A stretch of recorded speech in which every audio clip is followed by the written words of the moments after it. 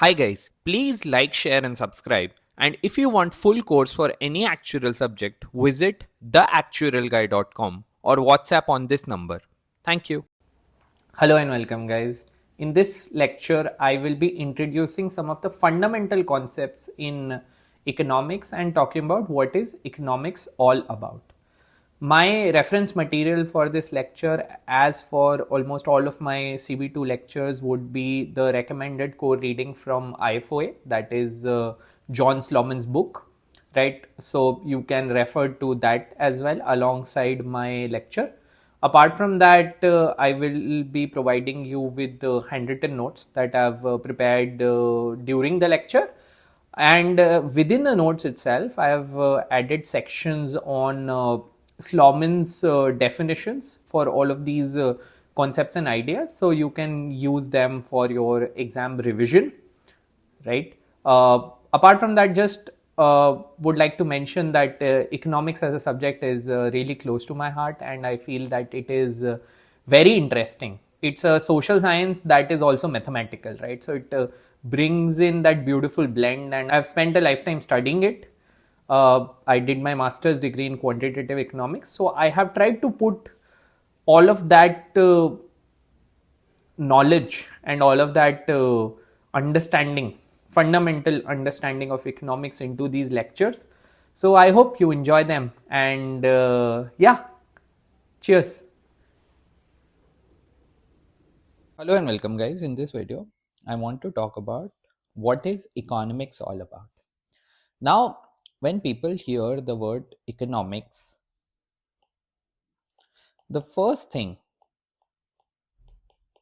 that comes to their mind, and when you would be expecting to study the subject as well, is that economics is all about money. But the fact of the matter is that economics as a study can exist in isolation of money as well. It can exist without money as well. There can be economies which can exist without money.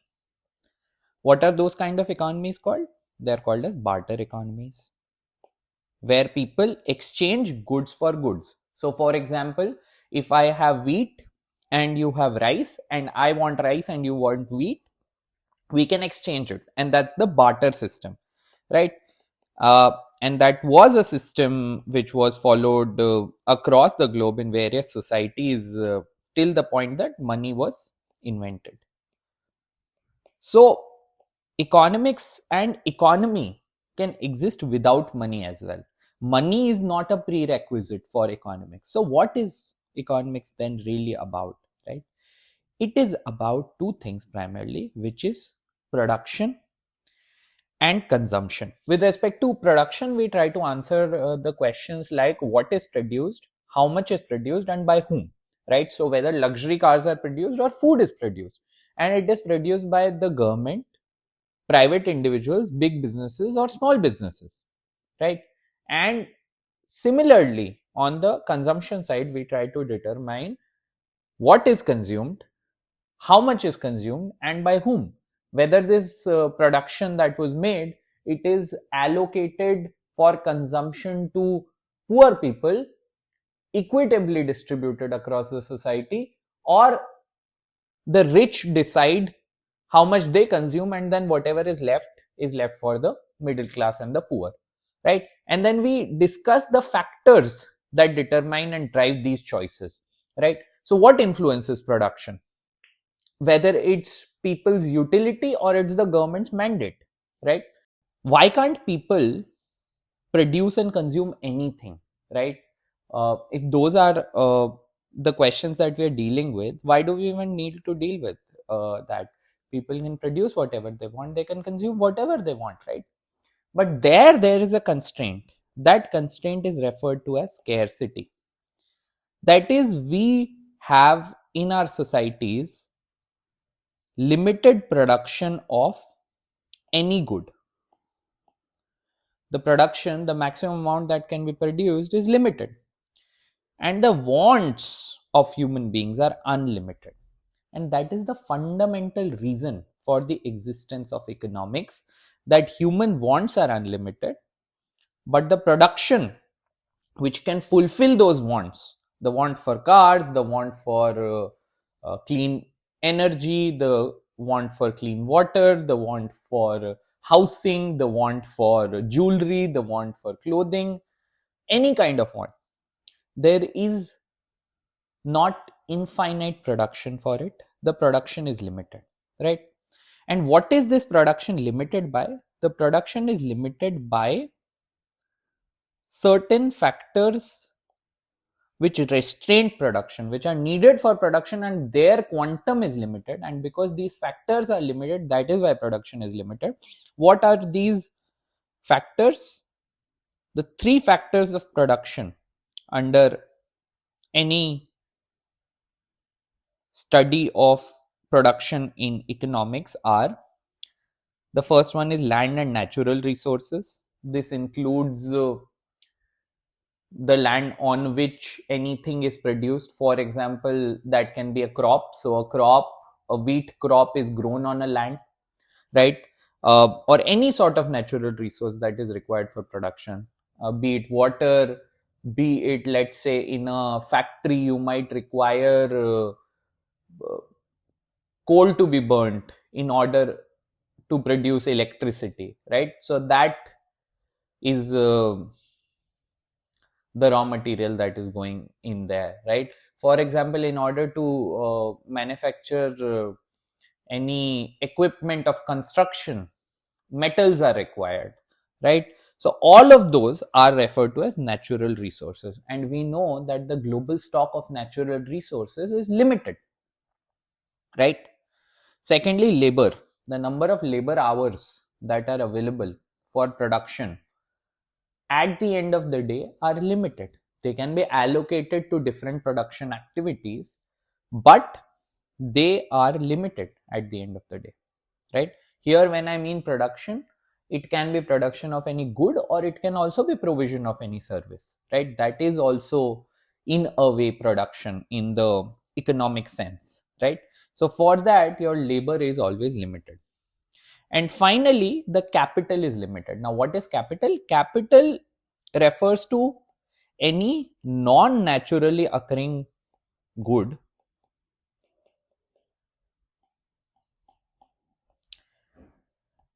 which is used in production of another good. That is the good which itself needs to be produced because it's not naturally occurring. Okay, it's not naturally occurring. It's not a natural resource, right? If it was a natural resource, it would have gone under the first category, right? These are resources which are not naturally occurring. They are in turn themselves produced in order to be used in the production of another service or good. So, for example, let's talk about a service. Let's talk about a cab ride service.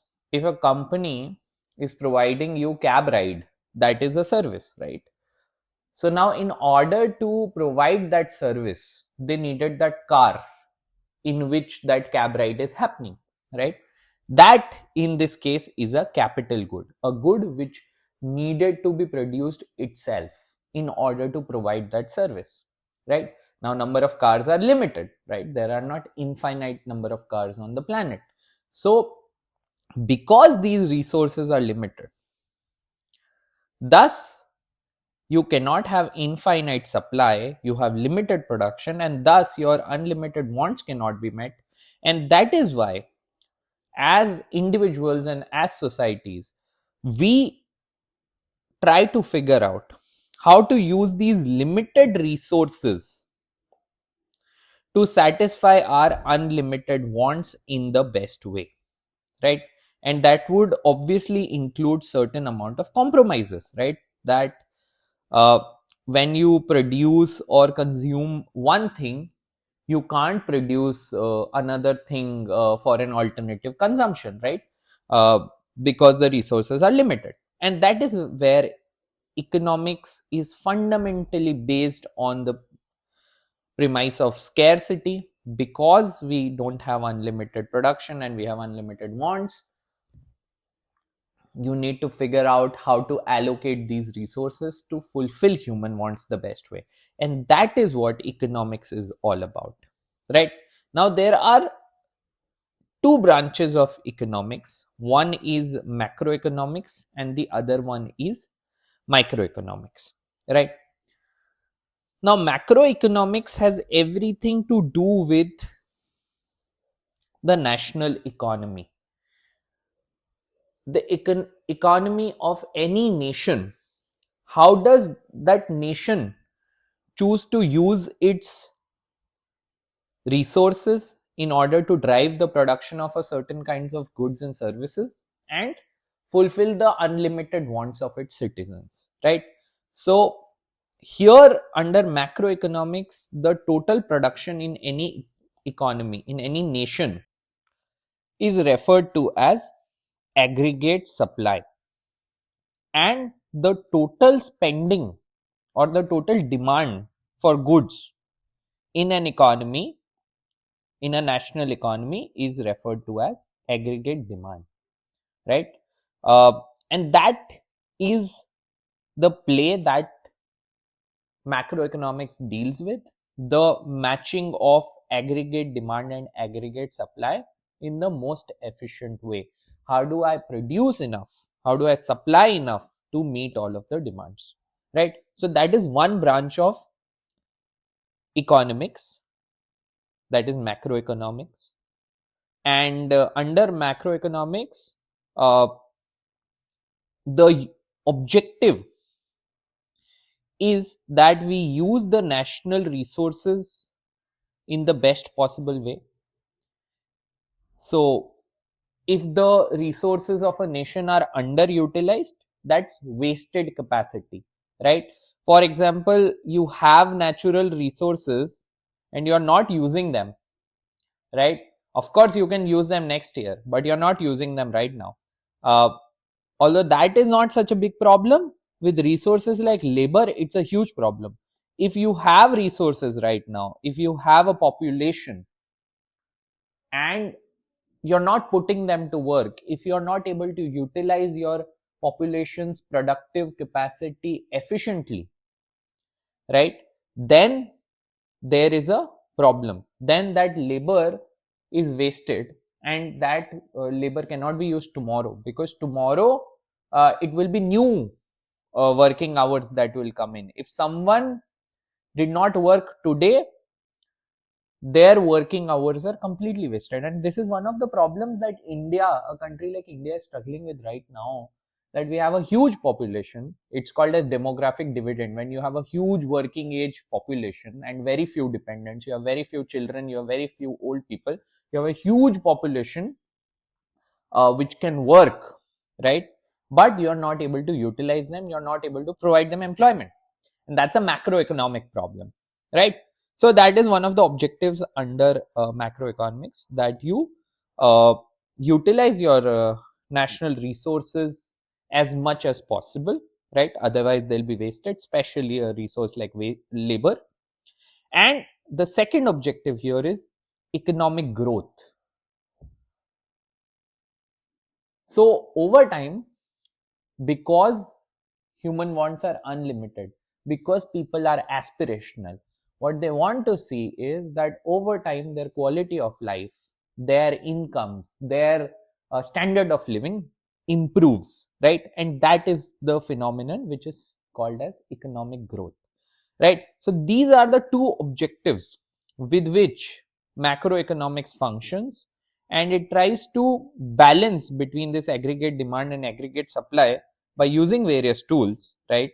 Some of the tools are referred to as government intervention. So your government intervenes in order to strike the right balance between the aggregate demand and aggregate supply, so that these two objectives are met, right?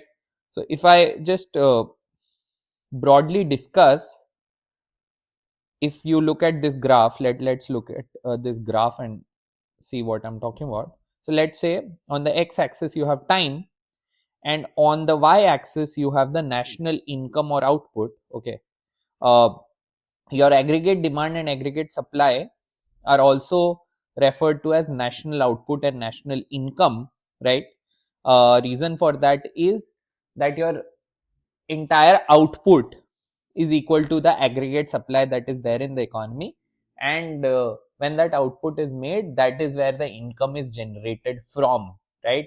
When someone supplies something, that is when they earn money, so that is equal to your national income, and that is also equal to your aggregate demand, because people demand only based on their income, they purchase based on their income, right? So all of these concepts are linked, and mostly in equilibrium your aggregate supply and aggregate demand are equal, although I'm yet to discuss what does an equilibrium mean. Equilibrium basically means a stable situation uh, from which economic agents have no incentive of moving. That situation, if once entered uh, without any external change in the circumstances, it tends to stay, right? So that's what an equilibrium is, and under equilibrium aggregate demand is equal to aggregate supply. Don't get too intimidated, these definitions are very high level and philosophical the way I'm discussing them right now. As we get into these subjects individually, when I discuss national income with you in a lot of detail, I will talk about what a macroeconomic equilibrium is, right? So we will get into these things. These are not formal definitions. I'm just giving you some philosophical background as to the big picture of what are we trying to do, right?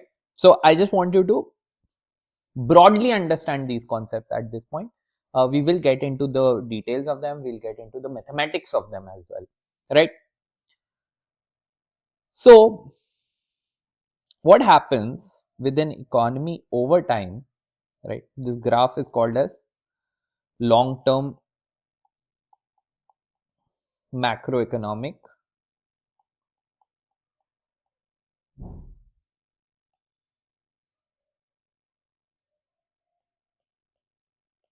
trend, right?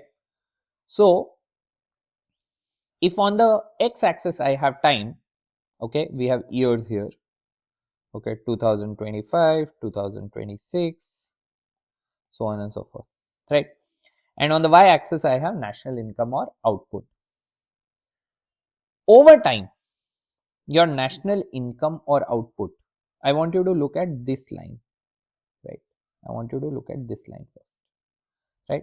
Over time, you would see that there is an increasing trend in the national income or output. This is called as the phenomenon of economic growth.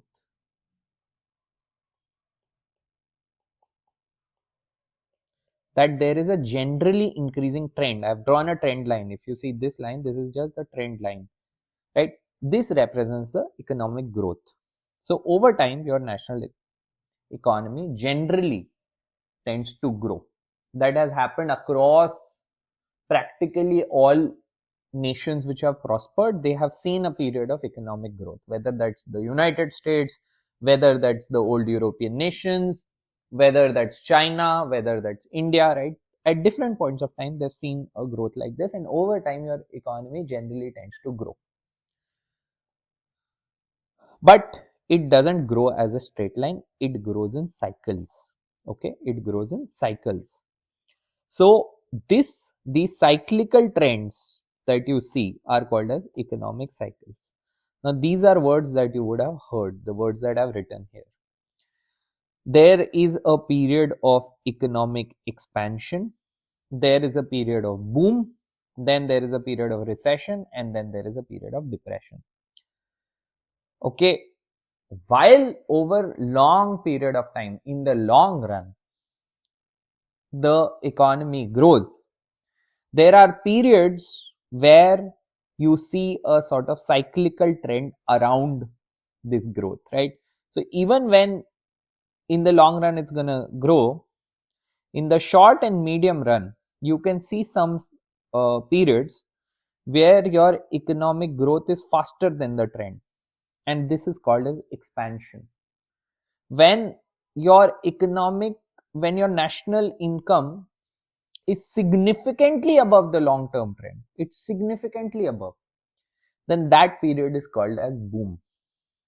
Whatever you were expecting, whatever was the general trend, if it's significantly above that, that is called as boom. Then when your economy is shrinking, okay, suddenly there is degrowth, your national output, national income start falling, that is called as recession. Although there is a formal definition of recession, the formal definition of recession is that whenever your national income or national output falls for more than 2 consecutive quarters of a year, that is referred to as a period of recession, right? And when this hits a significant low as compared to the long term trend in which the economy is headed, that period is called as depression. So the economy tends to go in cycles, right?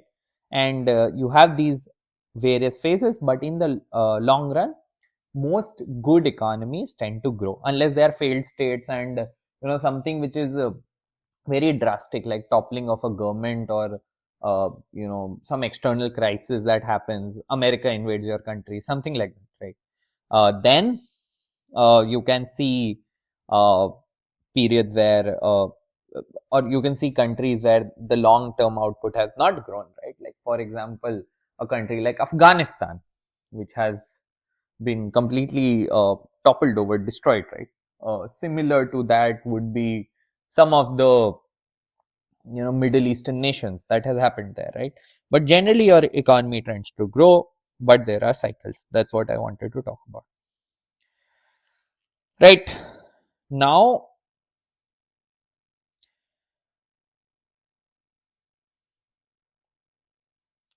I told you that under equilibrium, your aggregate demand is equal to your aggregate supply. Whatever is demanded in the economy is supplied in the economy, right? But there are often situations of disequilibrium, that is where your aggregate demand is greater than your aggregate supply, okay?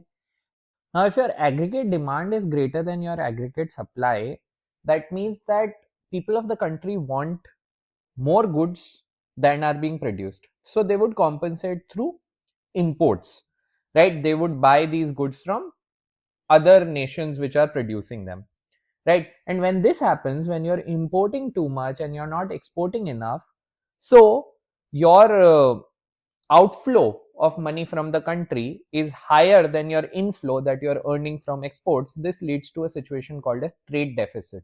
This is also called as a balance of trade being negative.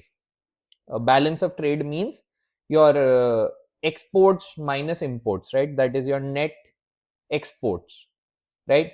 That is negative. And in order to finance this import over export, you need to borrow from other countries, right? Where will you get the money from? So that leads to debt, right? So that is a very problematic situation for a lot of countries. Countries like Pakistan has gotten stuck in these situations where they have a lot of debt from a country like China, right? Other countries have also sort of gotten stuck, and there it leads to a lot of issues because they have to let go of their sovereignty. Some foreign nation is making decisions for them or forcing them to make certain decisions, all of those issues. This also leads to inflation, which is the general rise in the prices of things in the economy because the demand is greater than supply, right? So if people are demanding more and there isn't enough, price will go up, because then the firms would be like, if people are demanding a lot and we can sell things at a higher price, we don't have enough of things, nobody in the economy has enough of this particular good, so might as well charge a higher price, right? So firms will start charging a higher price, and that would lead to inflation, right? So that is what inflation is. You might have heard that word a lot of times, but inflation just means that, and it usually results from the situation where your aggregate demand is more than your aggregate supply, that there isn't enough production in the economy, so everything gets costlier, there is too much demand, and there is general rise in prices of commodities, that is called as inflation. Now, coming to the other scenario where your aggregate supply is in fact greater than your aggregate demand, this is called as a situation of excess supply. So there is too much supply. Now firms realize that there is a lot of supply in the economy. So if there is too much supply, they would cut back production. The immediate effect would be that they would cut back production. They wouldn't produce more. And when they cut back production, this would lead to a situation of unemployment, because they would start firing workers, right? They would also not use as much land or capital, right? But more importantly, they would start firing workers, right? So this would lead to a situation of unemployment, right? And that means that generally people's income will go down. Your national income will start falling, and as a consequence your aggregate demand will further fall, right? Because people don't have enough money, they can't buy enough, right? So your national income would fall, and when national income would fall, that means that the economy can enter into a recession, right? So this can put the economy in a vicious cycle. So now what can be done to fix these situations where your aggregate demand is not equal to your aggregate supply, right? What can the government do, right? So there you have the concept of macroeconomic policy. So there can be two types of policy. One is demand side policy, the other one is supply side policy, and we'll get into the detail of them, but let me just give you an example. So if the government realizes that there is too much supply and not enough demand, right? So the objective of the government would be to boost the demand. How can the government boost the demand? A demand side policy can be to make it easier for people to borrow, so they can reduce the interest rate on loans, right? They do it through their central bank, right? The rate which they actually reduce is called as the repo rate, at which your central bank lends to your banks. Very simply speaking, of course we can get into the details of this, and we will eventually, right?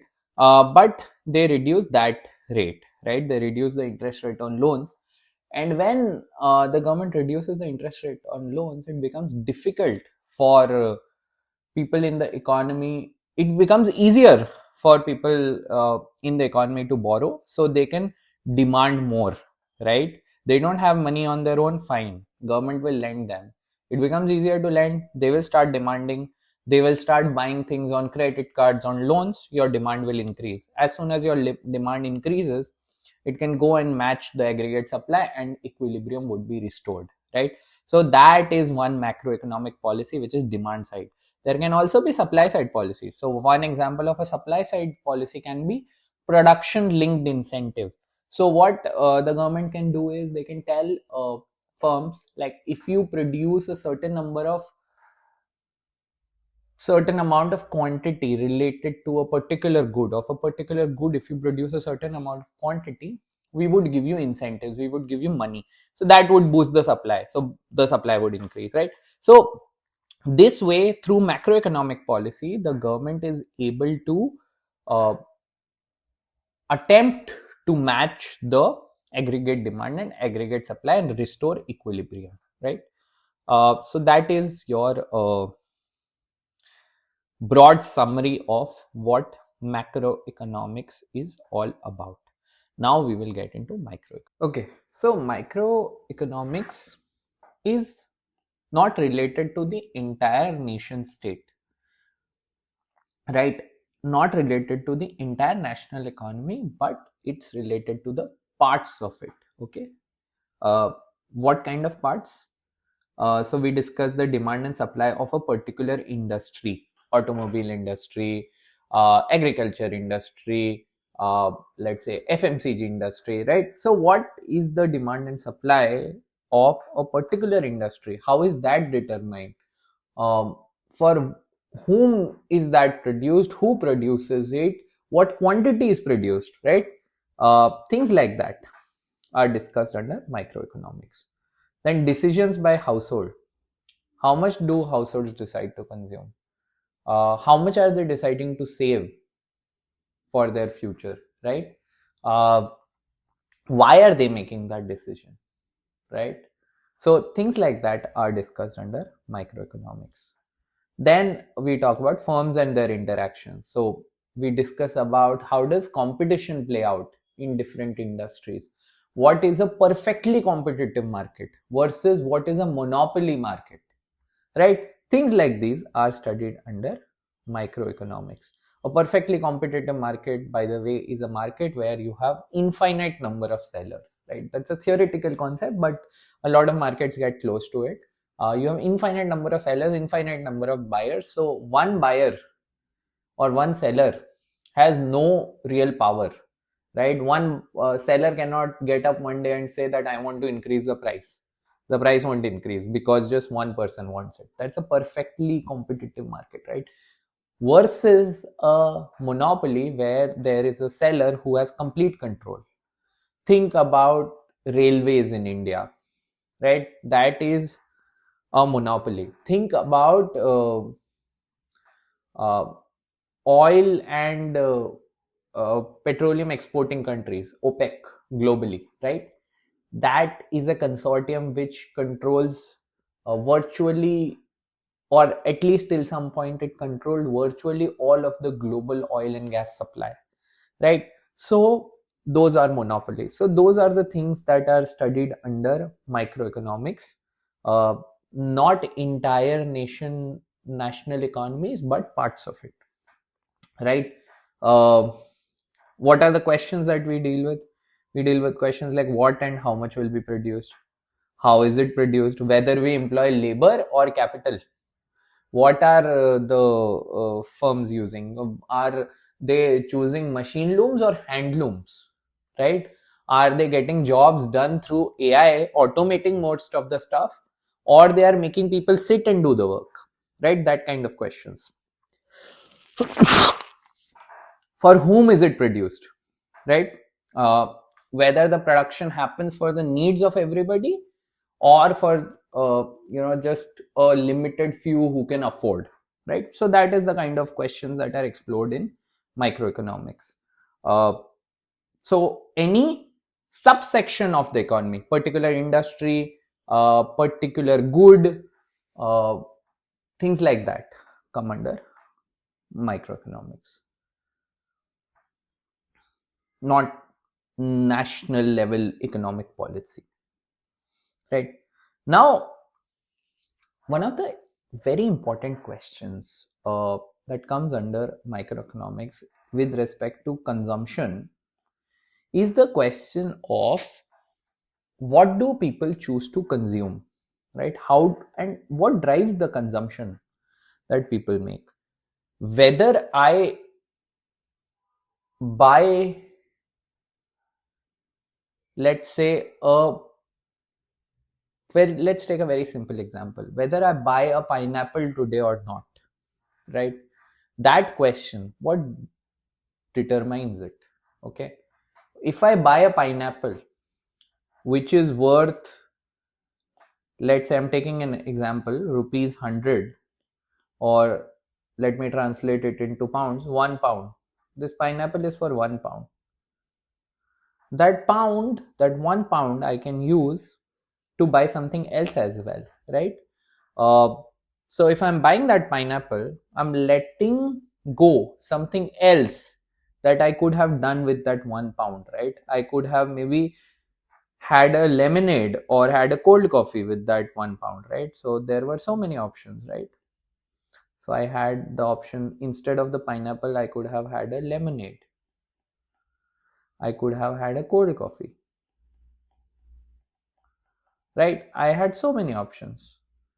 When I'm buying that pineapple for 1 pound, I'm letting go this lemonade and this cold coffee. Now you can argue that I can do all three of them, but I don't have unlimited resources. Let's say I just had 1 pound, right? This is a oversimplified example, right? But simply, if you want to relate to it, you have a limited salary, whatever that is, right? With that salary, if you use it for your personal pleasure, you would not be able to buy assets. Let's say you travel every month or travel every 15 days. That will leave you with less money to maybe, let's say, purchase a house, eventually purchase a car, whatever, right? So everything has an opportunity cost. Every decision that you make has an opportunity cost. What is opportunity cost? In economics, opportunity cost is defined as the loss of utility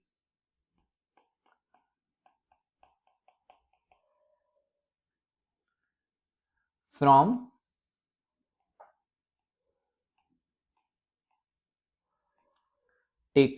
taking a decision, from making a decision, right? You gained some utility, but what is it that you lost? It is usually computed as utility that could have been derived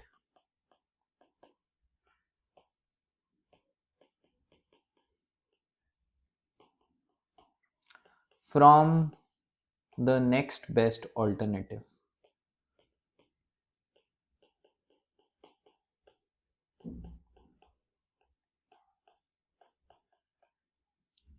Right? Whatever was the best alternative to the decisions that I have made, right? Whatever was the best alternative, I've let gone that, right? And that determines my opportunity cost. Now you might be wondering, what is this idea of utility that I've been talking about? Right? Utility in economics, you can simply think of it as units of pleasure, right? uh, or whatever the joy that you derive, it's a quantification of that from consumption, right? Whatever joy you derive from consumption, that is quantified as utility. Very difficult to quantify, but helps uh, in a sort of comparative analysis, right? It gives us a basis for quantifying human need or want, right? We otherwise don't have it, right? So utility is that concept. So whenever you're getting a pineapple, you don't have a lemonade or a cold coffee, and let's say you like cold coffee more than lemonades, right? Let's say your cold coffee gives you a utility of 8 units, but your lemonade gives you a utility of 6 units. Then your opportunity cost of having the pineapple is this 8 units of utility, right? So that is the idea of opportunity cost. And how do you choose something? You choose something, uh, any decision you make based on the utility that it gives you, right? Whatever option gives you the highest utility for the minimum cost, right? That is the option that you choose. Okay, now let me take an example to explain the idea of rational choice to you. What do we mean by rational choice? Firstly, in economics and particularly microeconomics, we deal with agents who are rational. Okay, so any firm or a consumer who's making decisions is rational. That is, they weigh their benefits and costs in order to come at their decisions, right? So all the choices that they make are rational. They are driven to get the maximum benefit for the minimum cost, right? So that is the fundamental assumption here. Now, what do I mean by a rational choice? Okay, let's consider that I am a person who absolutely loves lemonades. Okay, is in love with lemonades. Okay, so I value everything in the world in terms of lemonades, right? So let's say now I want to decide how many pineapples should I be consuming. Okay, so now let's say I have uh, everything valued in terms of lemonade, and one lemonade costs 1 pound and I can buy as many lemonades I want. Okay, so this is the cost of one lemonade and I want to value everything in comparison to lemonades. So when it comes to units of pineapple, how many will I consume? That is the question. Okay. Now let's see how much benefit does pineapple give me and what does it cost me. Okay. Let's say one pineapple costs 2 pounds. Okay. That is the cost of one pineapple. It costs 2 pounds.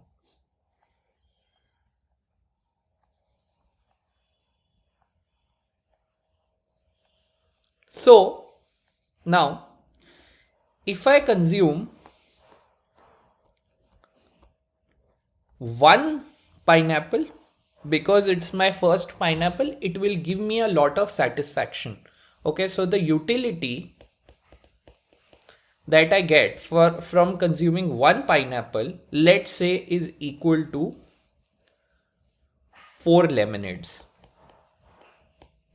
Okay, it's the same that I would get from consuming 4 lemonades. That is what I get from consuming one pineapple because it's my first pineapple. I've never had pineapples before this. When I consume my second pineapple, right, let's say this gives me an additional utility of 3 lemonades. So in total, I get a utility of 7 lemonades. Right? Then let's say when I consume my third pineapple, it would give me an additional utility of 2 lemonades because by this time I'm absolutely bored of pineapples because I've already had 2, right? So 2 more lemonades, if it gives me the utility, then on consuming 3 pineapples, I get the total utility of 9 lemonades, right? And on my fourth pineapple, it just gives me the utility of 1 additional lemonade. So my total utility from consuming 4 pineapples is 10 lemonades, right? So this is what my total utility is, right? And my marginal utility, that is the utility from consuming every additional pineapple, can be written as, here for the first pineapple, it gave me the marginal utility of 4 lemonades. The second pineapple only gave me the marginal utility of 3 lemonades. The third one just gave me the marginal utility of 2 and the last one just gave me a marginal utility of 1, right? So what is the utility I'm getting from the next unit of pineapple is what is represented by marginal utility. 1 additional unit of pineapple. Here when I was at 0 pineapples and I consumed 1, it gave me a utility of 4. When I was at 2 pineapples, it gave me a utility of 3. So on and so forth. Okay. So what is the utility from 1 additional unit is called as the marginal utility. Okay. Now, one very interesting thing to note here is that something I've already pointed out to you, that every additional unit of pineapple is giving me a lower marginal utility. Okay. When I consumed the first pineapple, it gave me a utility of 4 lemonades. When I consumed the second pineapple, it gave me a utility of 3 lemonades. Right? Respectively, it kept on falling, the marginal utility from every additional unit of pineapple.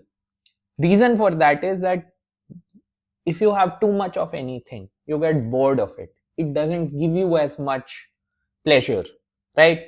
If you have eaten a lot of food, you're craving dessert, more food would not give you more utility, right?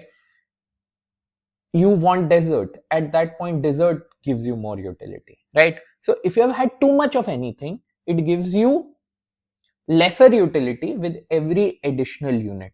This is called as the law of diminishing marginal utility, that marginal utility falls. Okay, here it is falling when more units of anything are consumed. When you consume more of anything, it gives you lesser and lesser utility. This applies to most commodities. For some commodities like addictive substances, it may not apply, because then if you have had a certain amount, your body has grown a tolerance, and then you would crave more of it. For example, cigarettes or alcohol, right? But generally speaking, for most commodities, every additional unit gives lesser marginal utility.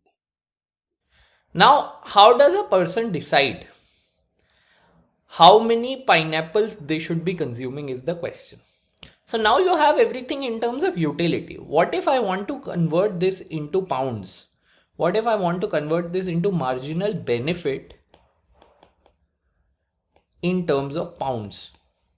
Okay, for that I had given you this assumption that this is an economy where I absolutely love lemonades, and lemonades cost £1. So I can convert all of these lemonades into pounds. So the marginal benefit from the first pineapple is £4. The marginal benefit from the second pineapple is £3. The marginal benefit from the third pineapple is £2, and the marginal benefit from the fourth pineapple is £1, because every lemonade is what I had expressed this utility in terms of every lemonade costs £1. So if I multiply these by £1, I get my marginal benefit, right? So this is how I sort of convert this utility into benefit, just for it to make more sense. And now we know the cost of every pineapple. Every pineapple costs £2, right? So what is the marginal cost of every pineapple? What do I pay extra for obtaining every unit of pineapple? Here I pay £2 because pineapple's price is constant for me. Every pineapple costs £2. Right? So now the question is, how many pineapples will I consume? Right? And the answer for that is simple. It's very intuitive. It is that you consume pineapples to the point where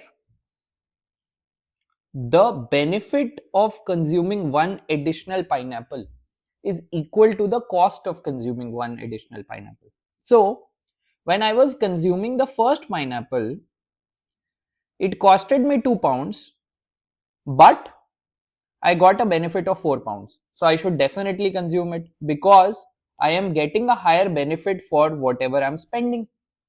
When I consumed the second pineapple, it gave me a benefit of £3, which is greater than £2, which is what it costed me, right? At the third pineapple, it costed me £2 and it gave me a benefit of £2. That is also fine. That is also okay. I would still consume this, but I would not consume this fourth pineapple. Why? Because it gives me a benefit of £1. I paid £2. I would rather use that money to consume lemonades and not pineapple, right?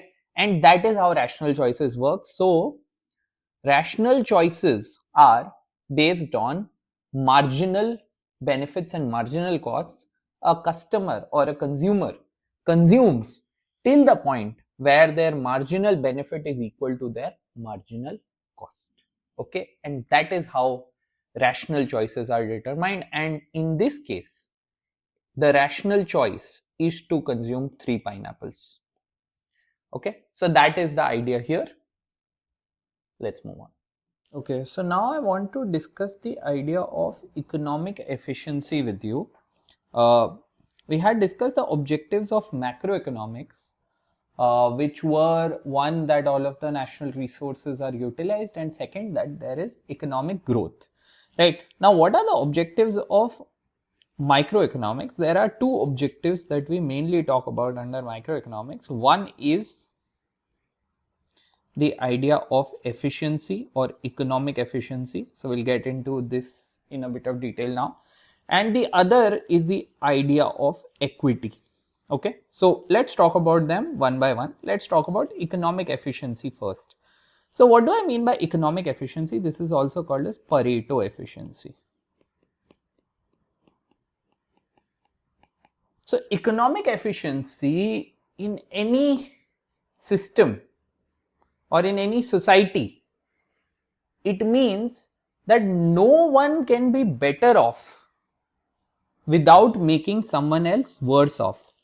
Okay, so let's say you have three agents in a society, A, B and C. Let's say this entire society just comprises of three agents. Okay, and let's say you have two goods, X and Y. Okay, and these goods can be bought with a resource that is, let's say, 100 pounds. Okay, so in this society you just have 100 pounds and you have two goods which can be produced using this 100 pounds, X and Y, and you have three agents who need to be satisfied from these goods X and Y, right? So now let's say X costs 1 pound each and Y costs 5 pounds each. Okay, that is the kind of ratio between them, that X costs 1 pound and Y costs 5 pound. And let's say the utilities that X and Y give to agents A, B and C under this economy are given as, so I'll just write the utility from X as well as the utility from Y. Let's say X gives A the utility of 2 units each and Y gives a utility of 5 units each, right? For B, both of them equally give 2 units of utility, and for C, X gives a utility of 10 but Y gives no utility. Okay, now what can be an efficient allocation in this case, right? As I told you, as I defined it for you, economic efficiency means that no one can be made better off without making someone else worse off. Now let me take examples of two allocations and see if they are economically efficient or not. Okay, so what I'll do at a production level is that I will produce, let's say, 50 units of X. Okay, this is the first scenario, 50 units of X, and then if 50 pounds are gone, then only 10 units of Y can be produced. And since you see that agent A disproportionately prefers Y over X, Y gives him a much higher utility, right? So I will give all the Y's. Okay, so under allocation 1, what will happen is I will give all the Y's to agent A. Okay, so I will give him 10 units of Y, and since agent C prefers X disproportionately, I will give all the units of this commodity X to agent C, right? So that is what I'll do. Now what will be the utilities? So all the other things are 0. Now this might not seem like a very good distribution to you guys, right? You might think like, say, B has gotten nothing, poor guy, right? And A only has Y, and your C, agent C, only has X, right? But these guys have gotten what they prefer. Okay, this in fact is an economically efficient allocation. Okay, here the utility of this agent A would be 10 times 5, which would be 50. Agent B will be at 0, and this guy, agent C, will be at 500, right? Now in this scenario, even if you take one single unit of this commodity Y away from A, right, and give it to B or give it to C, this agent A will be worse off. His utility will reduce, right? Like if I make this of 10, 9, if I change this to 9 and give this 1 unit to this agent B, the utility derived by agent B will increase by 2 because 1 unit of Y will give him a utility of 2, but the utility of this agent A will go down by 5 units, so it will become 45, which is 9 times 5, right? So if I want to make B better off, I will have to make A worse off, right? And if I want to make, let's say, C better off, I can't do that because there are no more units of X.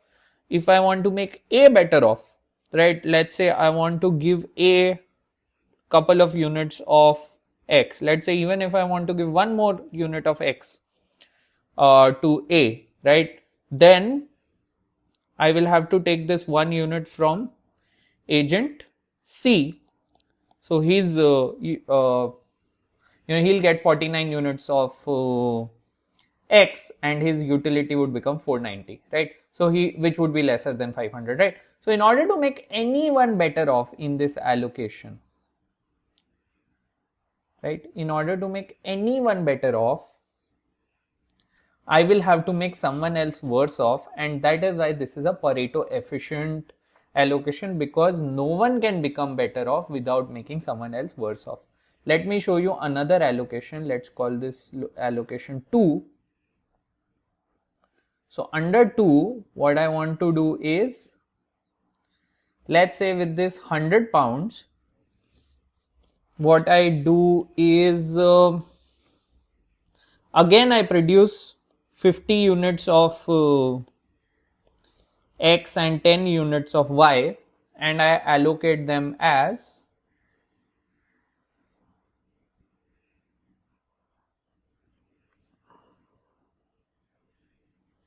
I give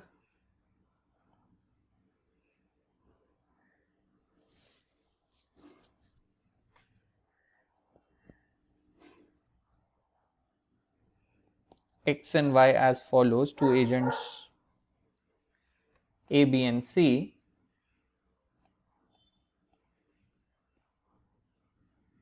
So to agent A, I would give 1 unit of X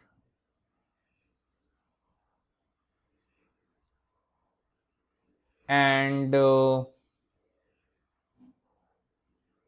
let's say some 7 units of Y, right? And then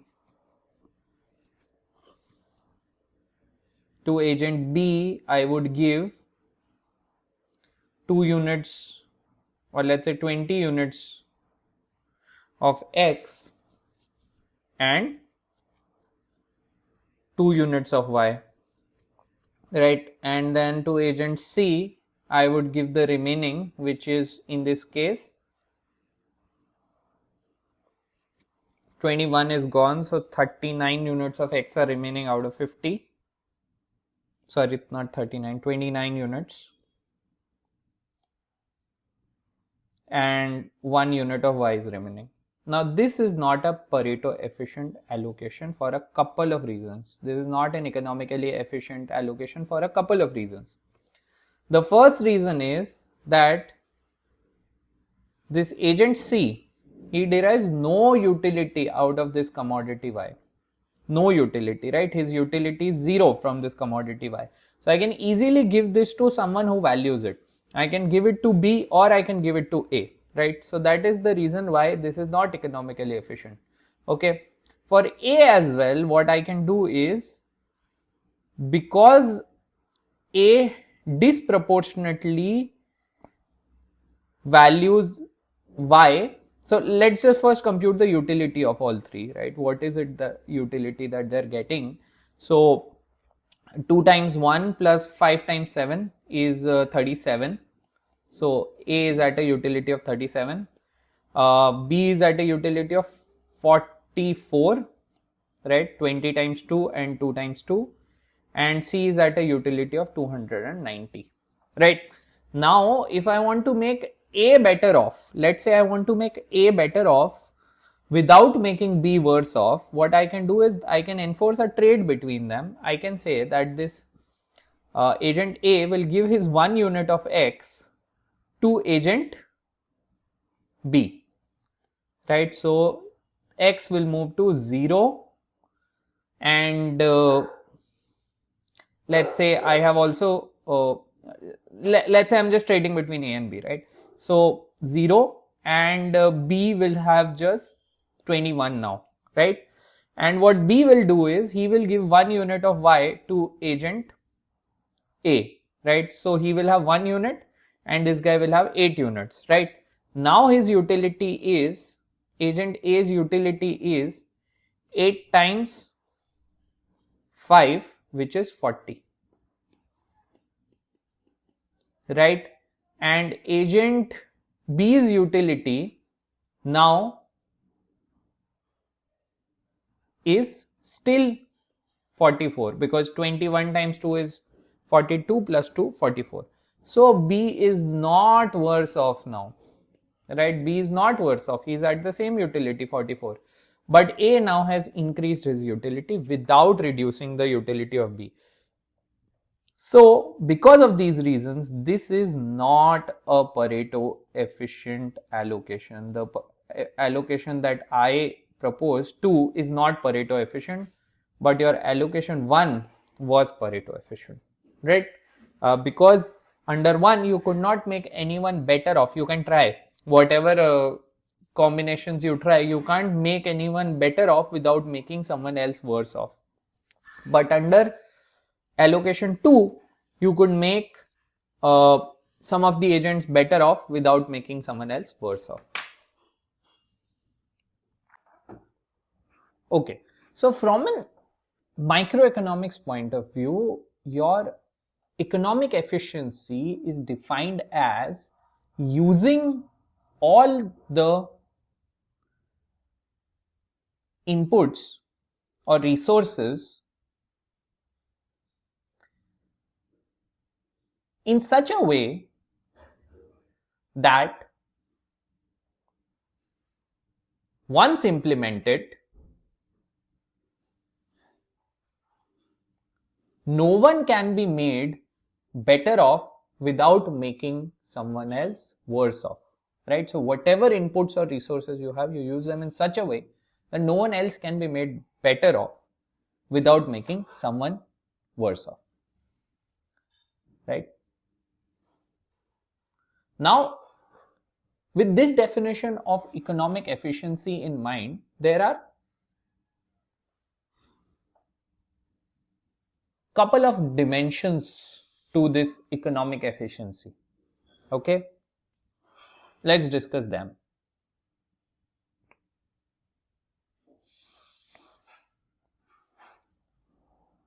So economic efficiency primarily has 2 dimensions. The first one has to do with production, which is called as productive efficiency. And the other one has to do with utilization of the goods once they are produced. So this has to do with the distribution and consumption.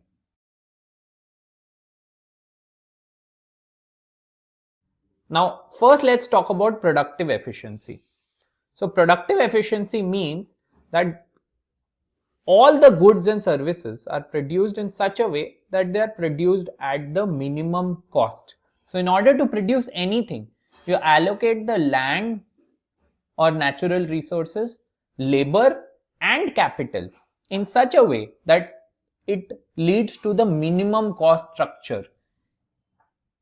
Any other allocation of land, labor or capital, any other method of production would increase the cost. Okay, that is what we mean by productive efficiency, minimum cost. So for example, if you can produce a piece of cloth using hand loom versus the machine loom, you would go for machine loom if it reduces the cost structure, right? And that would be more productively efficient. Okay, now let's talk about allocative efficiency. Now under allocative efficiency, What I am trying to say here is that you distribute and consume goods that are produced in the best possible way. So let's talk about firstly efficiency in consumption. That's the first dimension of allocative efficiency. And the other dimension is efficiency in specialization and exchange. Okay. So by efficiency in consumption, I basically mean that every individual uses their income in such a way that it gives them the maximum satisfaction. It maximizes their utility. They use their income in such a way, and any other way they would use their income, it would lead to a lower utility or a lower satisfaction level. Right? So if someone prefers a car over a house, they would buy a car because that will give them more happiness. If someone prefers oranges over apples, they'll buy oranges. Now let's talk about efficiency in specialization and exchange. Under this, people do whatever they are the best at. People specialize and they perform the job or work which they are the best at, and then use the income from that work to consume. You see, what used to happen in earlier times in a barter economy, that everyone was doing agriculture and then they were exchanging their produce. But under modern day economy, under capitalism, what happens is that everyone does whatever they are the best at, and then they earn income from that and use that to spend on goods that they would like, right? Not everyone is producing everything. So that is what specialization means. That means anyone's effort is put to that use which they are the best at, right? So these are the various dimensions of economic efficiency. If you have consumption efficiency and specialization and exchange efficiency, together they are called as allocative efficiency. And allocative efficiency and productive efficiency together are called as economic efficiency or Pareto efficiency. So now if you look at economic efficiency's definition in a big picture sense, it's kind of a utopia that we are talking about. What is it that you are saying overall, right? And how will you define economic efficiency from an exam point of view? It will be that when you have a certain resources, let's say you have a certain land, labor,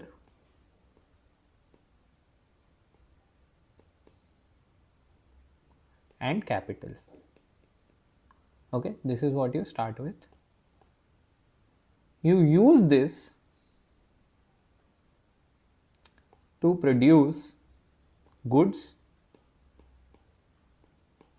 at minimum cost. And then how are these goods allocated? These goods are allocated to these same people who will be the labor, right? They're allocated to them based on whatever maximizes their utility, right? So people, these laborers or these consumers, right? These people consume, and they need not be laborers. They can also be landowner or capital owners, right? They can be owners of natural resources. They can be people who have capital with them to invest, right? So all of these consumers of these goods will be these owners of land, labor, and capital, and they will consume whatever good gives them the maximum utility, right? And they will do so in order to obtain their income. To do so, they will do whatever they are the best at. So they'll do whatever they are the best at, right? And then generate income. And then once they generate income, they will use it to buy the goods that give them the maximum utility. This economic utopia is called as perfect economic efficiency, right? This part of it, this creation goods, is called as production. So that is where your productive efficiency comes, right? And the other part where they use this income, they use their skills to do whatever they are the best at, obtain income and buy goods, that is the allocation part, right? So this is the idea, right? Now a question would be, are real world economies really efficient? If you go by this definition, no economy can be perfectly efficient, right? Because there are so many stakeholders, there are so many priorities, right? People can end up in jobs which they are not the best at. People can sometimes make irrational choices to buy goods that don't give them the highest utility, right? And production structures can be such that the cost is not minimum, right? Because someone made an irrational decision, right? Or there were political priorities that people had to be given jobs, so a labor oriented production was prioritized over a capital intensive production.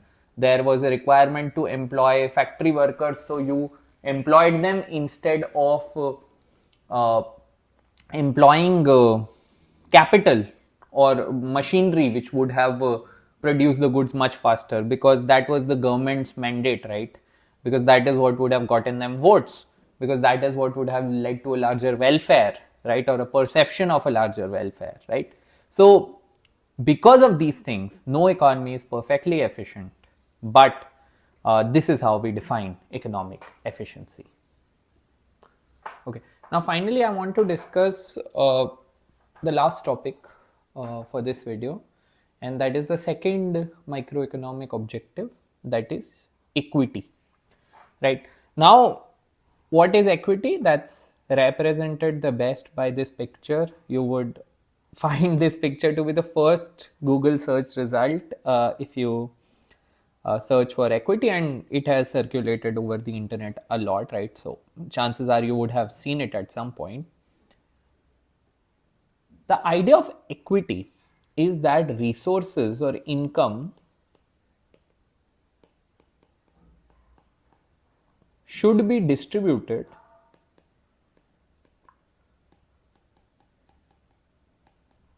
in an economy